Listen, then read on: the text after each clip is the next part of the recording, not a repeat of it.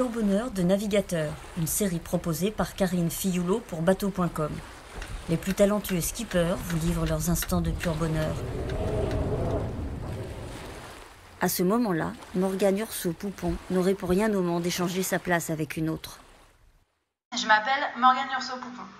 Ça s'est passé le 1er décembre 2018 au lever du jour. Je termine ma traversée de l'Atlantique, ma première transatlantique en solitaire, moi qui ai passé seulement 4 jours en mer en solo avant le départ de cette route du Rhum 2018. Eh bien, je suis en train de terminer la plus belle de mes aventures. Et dans quelques heures, si tout va bien, je dis si tout va bien parce que même si on est à quelques mètres de la ligne d'arrivée, quand on ne l'a pas franchie, et ben la course n'est pas terminée parce que tout peut arriver. Donc, dans quelques heures, si tout va bien, je vais franchir la ligne d'arrivée après 27 jours de mer. Waouh, je peux vous dire que je suis dans un drôle d'état, assez indescriptible. Déjà, la veille, à 1h du matin, je me suis pris un casier de pêcheur alors que les conditions étaient parfaites, le bateau avançait bien, à 5-7 nœuds. Et là, arrêt buffet, obligée de faire un 360 avec le bateau. Je me suis même demandé à un moment si j'allais pas être obligée de plonger en pleine nuit. Pas très réjouissant comme situation, mais voilà, ça s'est bien passé. Après avoir passé la côte nord-ouest de la Guadeloupe, là les vents étaient hyper instables, donc je rappelle tout ça de nuit. Les vents passaient de 0 à 30 nœuds, j'ai dû changer de voile d'avant presque une dizaine de fois. C'était vraiment épuisant.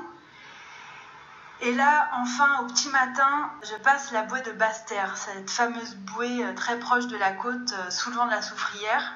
Et à ce moment-là, les conditions sont parfaites. Le bateau glisse. Et là, je me pose, je souffle. Et je pense à tout le chemin qu'on a parcouru, moi et l'équipe de upselling, pour que je puisse réaliser cette aventure de dingue.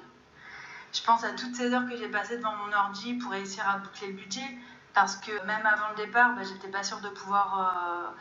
quelques mois avant le départ, j'étais pas sûre de pouvoir partir faute de moyens. Je pense à Rémi L'Hôtelier qui a préparé mon bateau aux petits oignons et grâce à qui j'ai rien cassé alors qu'on a subi des conditions extrêmes dans le golfe de Gascogne avec plus de 45 nœuds et surtout une mer démontée. Je pense à Arnaud Dallène, sans qui tout ça n'aurait pas été possible. Et puis je pense à ma maman qui nous a quittés il y a 10 ans maintenant. Et je me dis qu'elle serait tellement fière de voir sa fille si heureuse.